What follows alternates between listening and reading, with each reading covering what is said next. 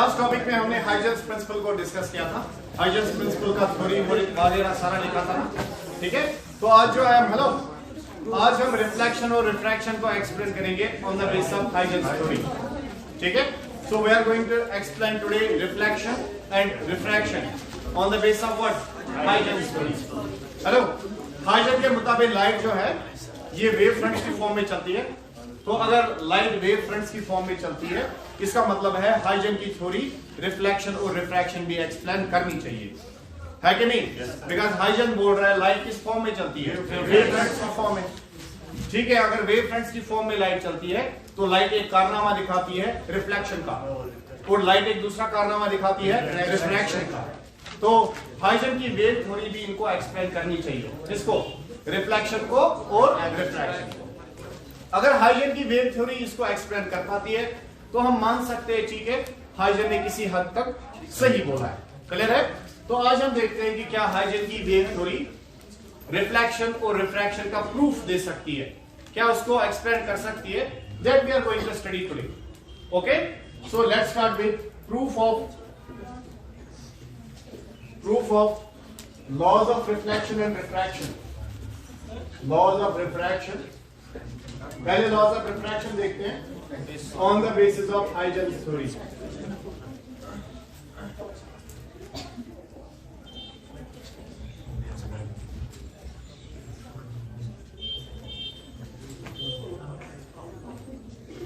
एक मार्कर लेके आ जाओ अंदर से।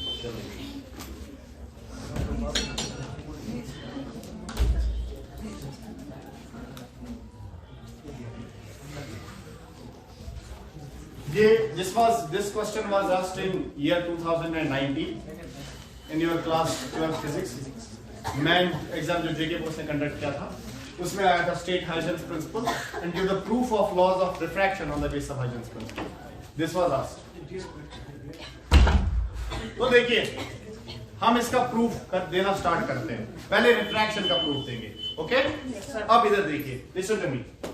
ये एक इंटरफेस है, दिस इज एन इंटरफेस, और इस इंटरफेस से ऊपर एक मीडियम है हमारा, दैट इज रेयर मीडियम, और नीचे कौन सा मीडियम है,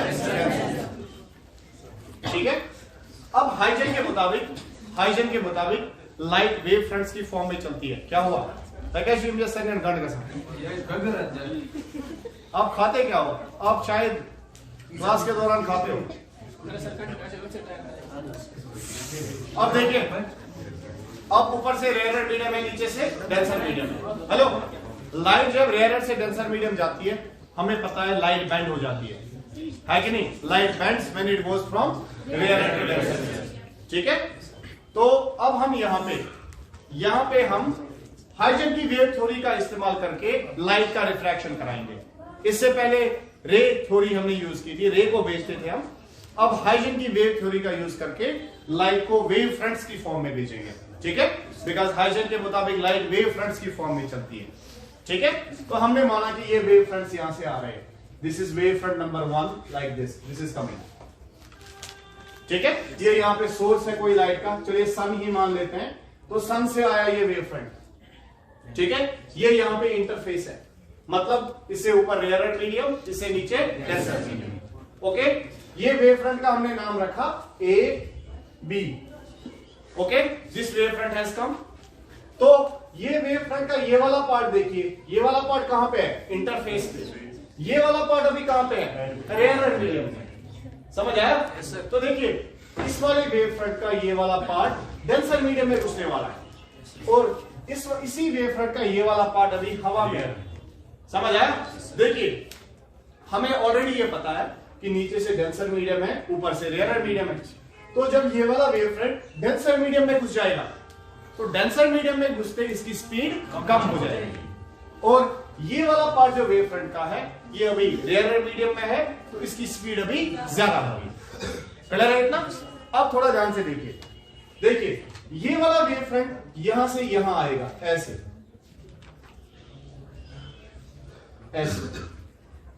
सी तक। देखिए, हेलो, ये वाला वेव फ्रंट बी से सी तक जब पहुंचेगा तब ये वाला पार्ट इसके साथ टच करेगा, लेकिन ये वाला पार्ट ऑलरेडी टच कर चुका है। क्लियर है इतना? अब ध्यान से देखिए, हेलो, ये वाला पार्ट जो वेव फ्रंट का है, part B, this is moving with a velocity v1. Why? Because this is in rare medium. और ये वाला पार्ट किसमें घुसने वाला है? डेंसर में. क्या इसकी वेलोसिटी v1 होगी? नो. इसकी वेलोसिटी होगी v2. क्लियर है? What is v1? Velocity of this part of wavefront which is in the rear medium. What is v2? Velocity of this part of wavefront which is going to enter the denser medium. Clear है इतना? अब देखिए, hello, थोड़ा ध्यान से देखिए. देखिए ये वाला वेवफ्रंट यहां से यहां पहुंचा, ठीक है? इसकी वेलोसिटी कितनी है? v1. हमने माना इसको यहां से यहां तक पहुंचने के लिए टाइम t लगा. कितना टाइम लगा? t. थोड़ा ध्यान से देखिए.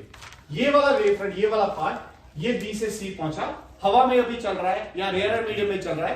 किस वेलोसिटी से चल रहा है? v1. b से c तक पहुंचने में कितना टाइम लगा? t. ठीक है? तो बताओ ये डिस्टेंस bc कितनी होगी? हमें पता है स्पीड किस बराबर होती है? Speed is equal distance travel divided by time taken. ठीक है? अब इसकी स्पीड हवा में कितनी है? v1. So v1 will be equal, what is the distance travelled? bc. ठीक है? So this is equal bc divided by what is the time taken? It is t. So it is bc divided by t. तो bc किस बराबर आएगा? bc will be equal to v1 into t. Now this is equation number first. Clear है इतना? अब थोड़ा ध्यान से देखिए ये फॉर एग्जांपल यहां से यहां तक 2 सेकंड में ये b से c तक पहुंचा, 2 सेकंड में. ठीक है? तो इसको भी इतना ही टाइम देंगे, 2 सेकंड. इस वाले को जब हम इसको भी इतना 2 सेकंड टाइम देंगे, लेकिन ये इन 2 सेकंड्स में किस मीडियम के थ्रू चलेगा? डेंसर में. क्या इतनी डिस्टेंस निकाल पाएगा? इतनी नहीं निकाल सकेगा, बिकॉज इसकी स्पीड ज्यादा थी, इसकी स्पीड कम है. ये कम डिस्टेंस निकालेगा. वो क्लियर है? तो ये इतना आगे चला गया, इतना आगे, लाइक दिस, इतना आगे चला गया. क्लियर है इतना? देखिए ये वाला वेव फ्रंट A यहां से यहां पहुंचा L तक. This is L. क्लियर है? देखिए इसने इतने टाइम में, ये 2 सेकंड में यहां से यहां पहुंचा, मगर ये वो 2 सेकंड मजे कर जाती टाइम. इतना रीजन क्या है? बिकॉज ये डेंसर मीडियम के थ्रू चल रहा है और ये वाला रेयर मीडियम के थ्रू चल रहा है. क्लियर है? अब वेव फ्रंट को बनाइए, नया वेव फ्रंट ऐसे बनेगा. इन दो को मिलाइए, ये नया वेव फ्रंट ऐसा बना. अब इधर देखिए, हेलो, ये नया वेव फ्रंट ऐसा बना LC. अब मुझे बताइए रे ऑफ लाइट वेव फ्रंट पे क्या होती है? परपेंडिकुलर. तो यहां से एक रे ऑफ लाइट ड्रॉ कीजिए, इस पे परपेंडिकुलर ऐसे. इस पे भी रे ऑफ लाइट ड्रॉ कीजिए परपेंडिकुलर ऐसे. अभी देखिए ये वाली रे ऑफ लाइट इस पे परपेंडिकुलर डालिए, ये ऐसे. ये वाली रे ऑफ लाइट यहां से इस पे परपेंडिकुलर है ऐसे. हेलो, देखिए जरा यहां से देखिए, what has happened to this ray of light? This has come like this and bended like this. समझ आया? ये ऐसे आई है और ऐसे बेंड होगी. वो क्लियर है इतना? अब यहां पे देखिए, listen to me, listen to me. ये कौन है? Ray of light. ये कौन है? Wave front. ये भी कौन है? Ray of light. बताओ ये कौन है यहां पे? No, this is normal. जरा इधर देखिए, लिसन टू मी प्लीज, ध्यान से देखिए. ये नॉर्मल है. ये कौन है? Incident ray of light. तो बताओ ये वाला एंगल कितना होगा? Angle of incidence. समझ आया? ये रे अभी आ रही है, वेव फ्रंट ये है. मैंने आपको कल बताया कि रे ऑफ लाइट वेव फ्रंट पे क्या होती है? परपेंडिकुलर. तो यहां पे मैंने नॉर्मल ड्रॉ किया, ये इंसिडेंट रे है. What is this angle? Angle of incidence. ठीक है? अब थोड़ा ध्यान से सुनिए जरा. ये वाला पूरा एंगल कितना है? 90 है ना? ये पूरा एंगल, ये वाला, ये 90 है. अब 90 में से कितना बचा आए? ये कितना बचेगा? 90 माइनस आए. आप इसको लिखना नहीं, मुझे इसको मिटाना है, मुझे बस एक चीज प्रूव करनी है. This is 90 minus I. Okay? अब ये पूरा एंगल कितना है? ये नॉर्मल है, ये इंटरफेस है. ये पूरा एंगल कितना है? 90. इसमें से इतना है 90 माइनस आई, ये कितना बचेगा? तो समझ आ रहा है आपको? ये बचेगा I. So what is I here? It is, देखिए what is this? AB, AB wave front है। What is this? इंटरफेस। तो इंटरफेस और वेव फ्रंट के दरमियान का एंगल क्या कहलाता है? Angle of incidence. याद रखिएगा, ये बहुत इंपॉर्टेंट है। यहां पे ये कौन आ रही थी? रे। ये कौन था? नॉर्मल। नॉर्मल और रे ऑफ लाइट के दरमियान का एंगल क्या कहलाता है? Angle of incidence. लेकिन हाइजन की वेव थ्योरी में ऐसा नहीं है। हाइजन की वेव थ्योरी में जो एंगल इंटरफेस और वेव फ्रंट के दरमियान बनता है वही होता है एंगल ऑफ इंसिडेंस। यहां पे एक चीज, सबसे इंपॉर्टेंट चीज निकल के आई। What is angle of incidence in Huygens wave theory? It is the angle between incident wave front and interface. समझ आया? ऐसे ही what is this? ये कौन सा वेव फ्रंट है? Refracted wave front. ये कौन सा वेव फ्रंट है? Incident wave front. ये कौन सा है? रिफ्रैक्टेड। अब रिफ्रैक्टेड वेव फ्रंट और इसके दरमियान, इंटरफेस के दरमियान कौन सा एंगल कहलाएगा? Angle of refraction. वो समझ आ रहा है आपको? ये बड़ा इंपॉर्टेंट है। देखिए हाइजन की वेव थ्योरी में इसका उल्टा है। इससे पहले जो हमने रे थ्योरी पढ़ी थी, रे के बारे में पढ़ा था। जब रे नॉर्मल के साथ जो एंगल बनाती है, इंसिडेंट रे, उसे हम क्या बोलते थे? Angle of incidence. लेकिन हाइजन की वेव थ्योरी में क्या है? Incident wave front. ये इंसिडेंट वेव फ्रंट कहलाता है। इंसिडेंट वेव फ्रंट और इंटरफेस के दरमियान का जो एंगल है, that we call as angle of incidence. ठीक है? और ये कौन है? This is refracted wave front. इधर देखो, इसको कुछ नाम दीजिए। एलसी कैसा वेव फ्रंट है? रिफ्रैक्टेड। ये कौन है? इंसिडेंट। आने वाला इंसिडेंट और अंदर जाने वाला रिफ्रैक्टेड। तो रिफ्रैक्टेड वेव फ्रंट और इंटरफेस के दरमियान का एंगल क्या कहलाता है? Angle of refraction. तो क्लियर है इतना? अब मुझे बताइए, थोड़ा ध्यान से देखिए प्लीज। जब ये वेव फ्रंट ए से एल गया, क्या इसकी स्पीड v1 होगी? नो। इसकी स्पीड क्या है? v2। हमने इसको कितना टाइम दिया है? इतना ही टाइम t दिया है। क्लियर है इतना? बताओ, इस वेव फ्रंट को a से l तक पहुंचने के लिए ये al डिस्टेंस जो होगी, ये किस बराबर होगी? फिर से निकालिए। Speed is equal distance by time. बताओ, इसकी स्पीड यहां से यहां तक कितनी थी? v2। So v2 is equal, कितनी डिस्टेंस निकाली? al divided by t। तो बताओ al किस बराबर आएगा? v2t। क्लियर है? नाम this is equation number second. ये समझ आया? Yes sir. नाउ डिवाइड कर दो फर्स्ट और सेकंड को। डिवाइड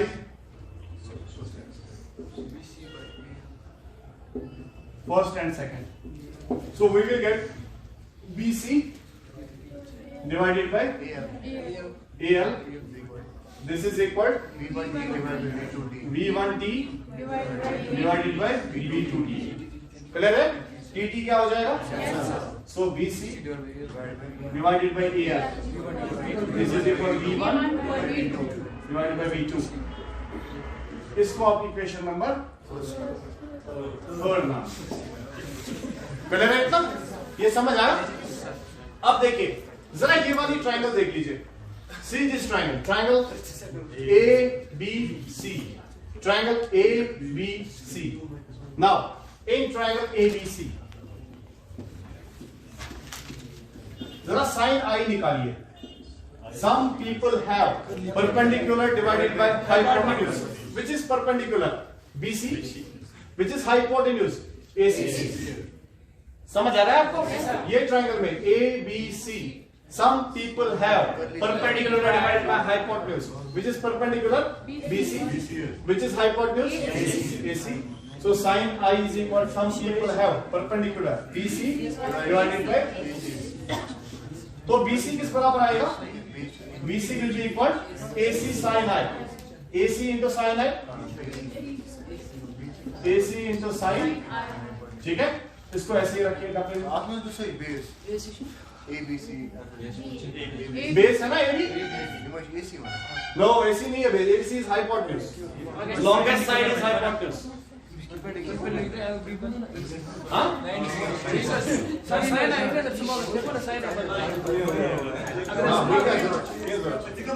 वो समझ आएगी? So this is some people have perpendicular. Perpendicular हमेशा बेस पे होता है, ये पता है ना? ये अगर perpendicular है, ये बेस है, perpendicular बेस पे होता है। ये अगर perpendicular है BC, तो ये कौन होगी फिर? बेस। ठीक है? अरे इतना ज्योमेट्री वीक है आपका।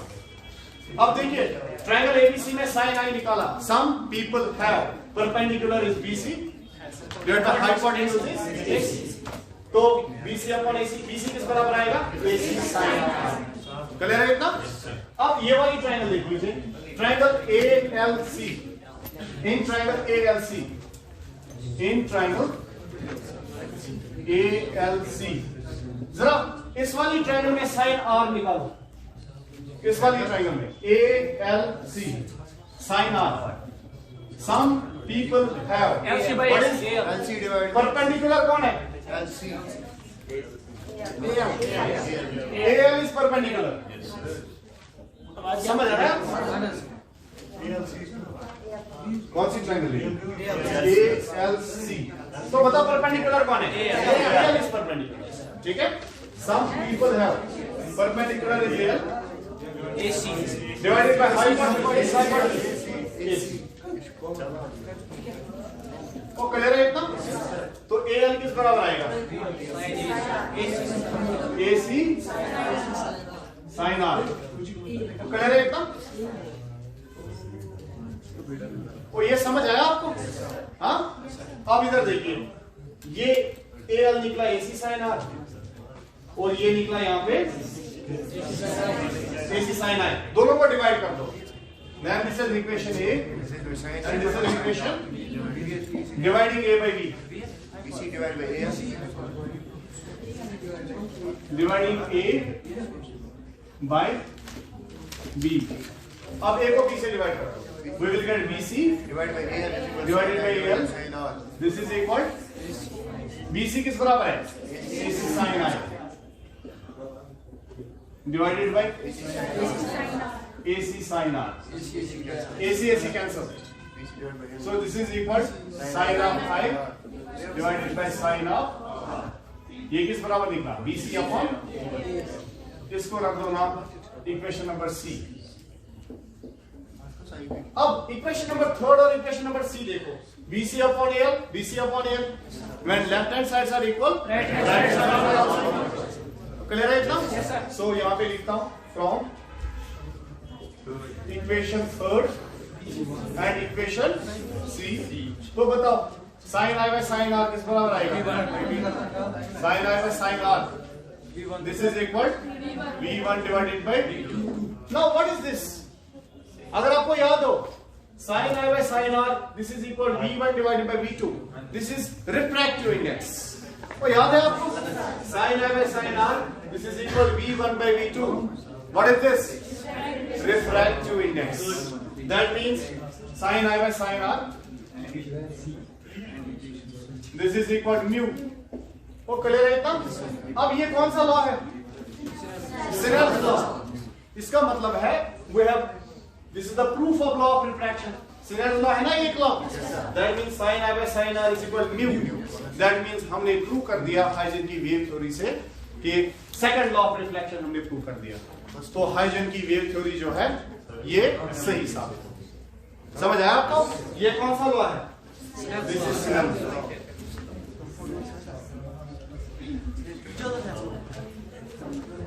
क्लियर है? तो जब हमने स्नेल्स लॉ प्रूव कर दिया हाइजन की वेव थ्योरी से, इसका मतलब रिफ्रैक्शन को हम एक्सप्लेन कर पाए। किससे एक्सप्लेन कर पाए? हाइजन की वेव। क्लियर है? ये हम ऑलरेडी कर चुके हैं ना, sin I by sin R is mu। ये भी कर चुके हैं ना, sin I by sin R is V1 divided by V2। कर चुके हैं ना, रिलेटिव रिफ्रैक्टिव इंडेक्स। अगर आपको याद हो, पीछे देखिए, वो आया था उस दिन, स्टार्ट में किया ये। देखो रिफ्रैक्टिव इंडेक्स हमें मीडियम बराबर होता है velocity of light in first medium divided by the velocity of light in second medium. ये वाले मीडियम में वेलोसिटी ऑफ लाइट क्या थी? V1। इस वाले में क्या थी? V2। तो रिफ्रैक्टिव इंडेक्स ऑफ मीडियम किस बराबर होता है? V1 divided by V2। Clear है? देखो फॉर एग्जांपल इस वाले मीडियम में वेलोसिटी ऑफ लाइट V1 है, यहाँ पे कितनी है? V2। तो ये वाले मीडियम में वेलोसिटी थी v1, इस वाले मीडियम में होगी v2। v2 किस मीडियम ने कर दी? डेंसर से। तो वो डेंसर मीडियम का रिफ्रैक्टिव इंडेक्स कहलाता है। क्लियर है? That means mu that will be equal v1 divided by v2। Clear है? तो ये म्यू क्या है? रिफ्रैक्टिव इंडेक्स किस मीडियम का? First second medium. बिकॉज़ इसने v1 का काम किया v2। समझ आया? So this is mu. तो v1 बाय v2 यहां पे किस बराबर आएगा? म्यू। ठीक है? और ये कौन सा लॉ है? सिनर्स का। तो हमने प्रूव कर दिया किसको? सिनर्स लॉ को। हाइजेनकी वेव थ्योरी से। लिखिए